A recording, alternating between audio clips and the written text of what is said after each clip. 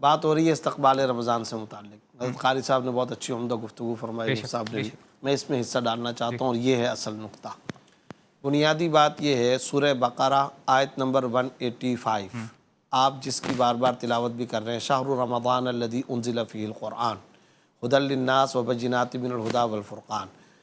رمضان کا تعارف کراتے ہوئے اللہ رب العزت یہ فرما رہے ہیں کہ اس میں قرآن نازل ہوا۔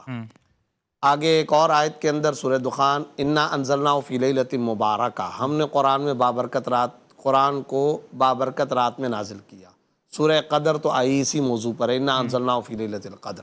ان ساری آیتوں سے جمع کر کے جو مشترکہ طور پہ مفہوم سمجھ میں آ رہا ہے وہ ہے رمضان اور قرآن، رمضان اور قرآن کا باہمی تلازم و رشتہ، باہمی تعلق۔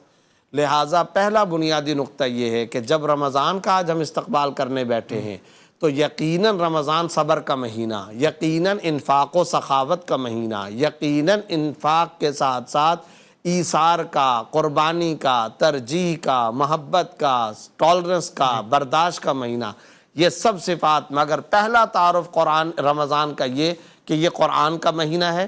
اب قرآن کریم کا کس طرح سے ہم تعلق اس رمضان کے اندر رکھیں، اس سلسلے میں بنیادی بات 5 حقوق خود قرآن بیان کرتا ہے، میں جلدی سے وہ حقوق بیان کر دیتا ہوں۔ نمبر 1، قرآن کریم کا پہلا بنیادی حق یہ اس پر ایمان لایا جائے۔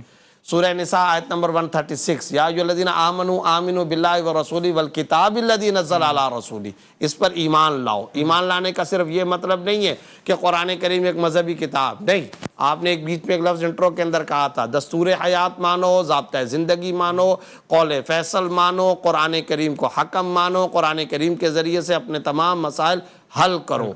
پہلا بنیادی معاملہ قرآن کریم کا، پہلا بنیادی حق یہ، اس پر ایمان لاؤ۔ قرآن کریم کا دوسرا حق سورہ بقرہ آیت نمبر 121، الذین آتیناہم الکتاب یتلونہ حق تلاوتہ، جن کو ہم نے یہ کتاب دی وہ اس کی تلاوت کرتے ہیں، نہیں، تلاوت کا حق ادا کرتے ہیں، تلاوت کرتے اس کا حق ادا کرتے ہیں۔ 2 حقوق۔